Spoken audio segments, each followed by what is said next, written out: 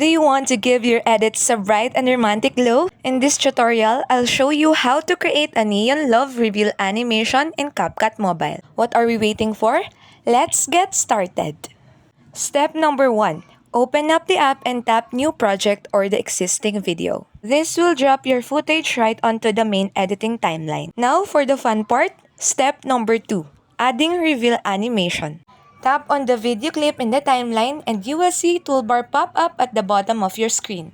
Scroll over and tap on animation.